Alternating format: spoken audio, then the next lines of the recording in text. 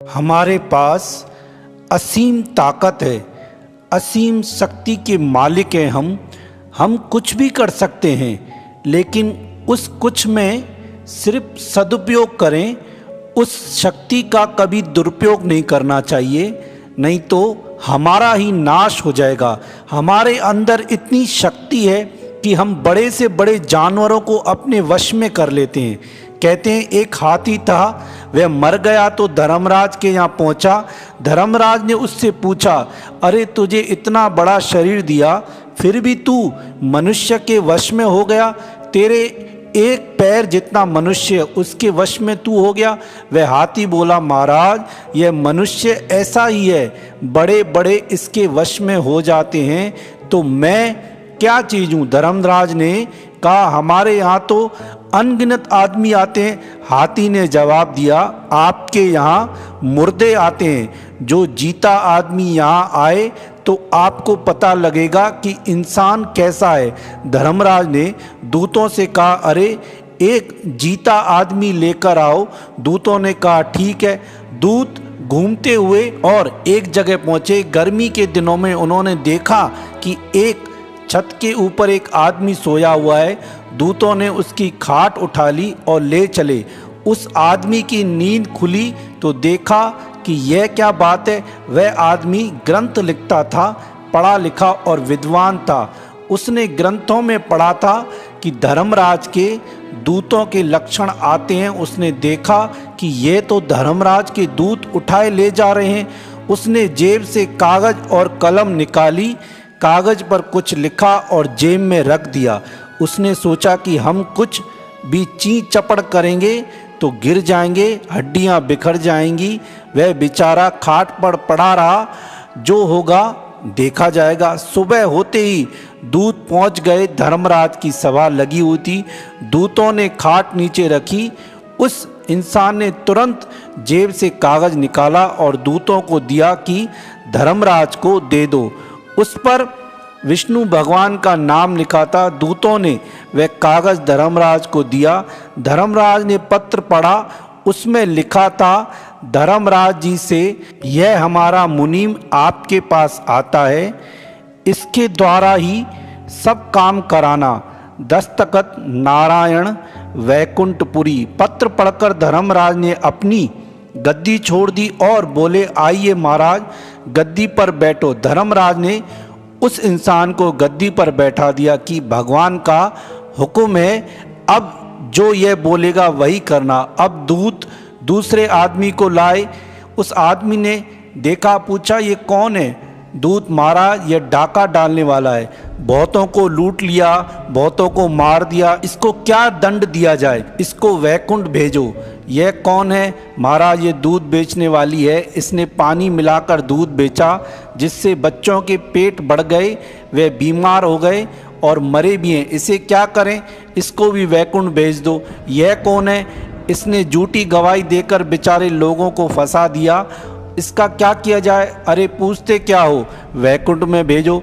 अब व्यभिचार आए, पापी आए, हिंसा करने वाला आए, कोई भी आए, उसके लिए एक ही आज्ञा की कि वैकुंठ भेजो। अब धर्मराज क्या करे? गद्दी पर बैठा, मालिक जो कह रहा है वही ठीक है। वहाँ वैकुंठ में जाने वालों की कतार लग गई। भगवान ने देखा कि अरे इतने लोग यहाँ कैसे आ रहे हैं? कहीं मृत्यु लोक में कोई महात्मा प्रकट हो गए? बात क्या है जो सभी वैकुंठ में भेजे जा रहे हैं? कहाँ से आ रहे हैं? देखा कि ये तो धर्मराज के यहाँ से आ रहे हैं। भगवान धर्मराज के यहाँ पहुँचे।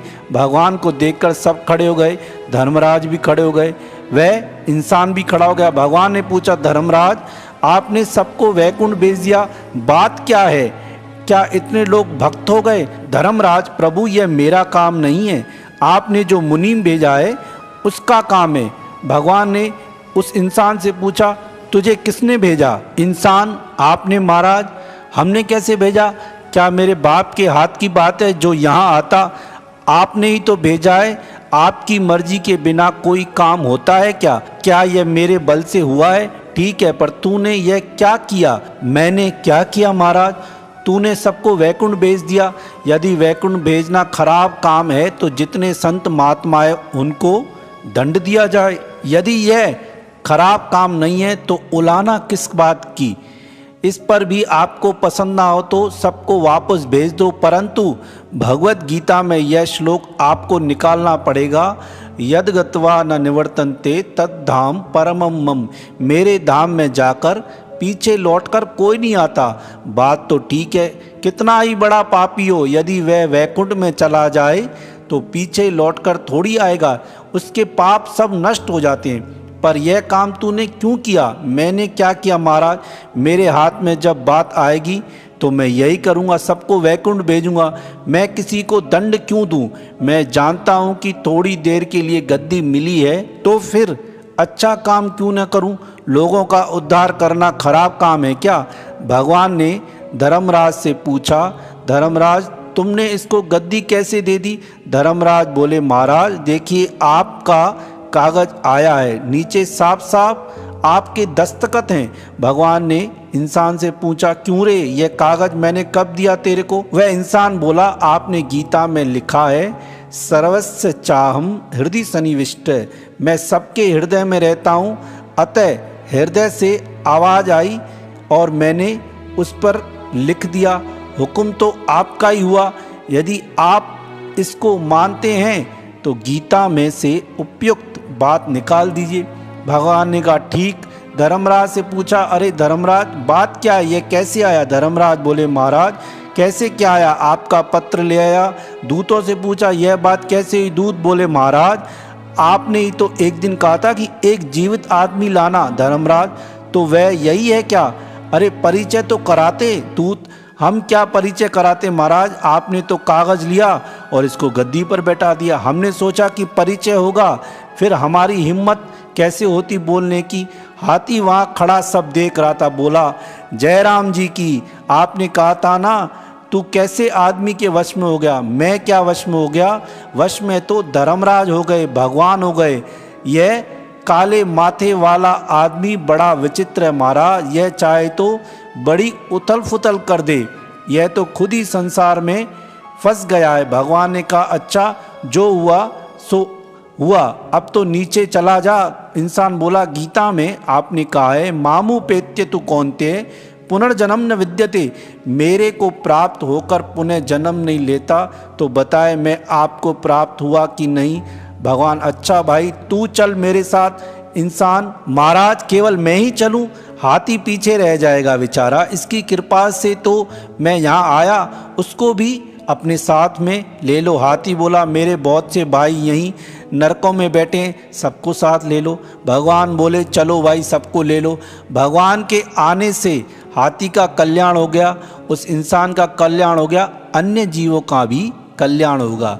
वैसे देखा जाए यह कहानी कल्पित है, पर इसका सिद्धांत पक्का है कि अपने हाथ में कोई भी अधिकार आए या आपके पास शक्ति है तो कोशिश यह करो कि सबका भला करो, जितना कर सको उतना भला करो, अपनी तरफ से किसी का बुरा मत करो। आपके पास ताकत है, बल है, अधिकार है तो किसी का बुरा मत करो। बड़ा कठिन है इस कलयुग में ऐसा बनना, किसी को दुख मत दो, क्योंकि गीता का सिद्धांत है सर्वभूत हिते रता, मतलब सर्व जीवों का भला करो, प्राणी मात्र के हित के बारे में सोचो। अधिकार हो, पद हो, थोड़े ही दिन रहने वाला है, सदा रहने वाला नहीं है। इसलिए सबके साथ अच्छे से अच्छा बर्ताव करो, अच्छे से अच्छा चलो, तो आपके साथ भी अच्छा होगा। आपको मिला है जो भी पद, उसका आप दुरुपयोग नहीं करें, उसको सबके भले में लगाएं। जैसे उस इंसान ने सबका भला किया, तो हमारे पास बहुत योग्यता है, गुण है, ताकत है, बल है, पर उसका दुरुपयोग नहीं करें, उसको सदुपयोग लगाएंगे तो हमारा भी भला होगा और हमारे साथ भी अच्छा अच्छा सब कुछ होगा।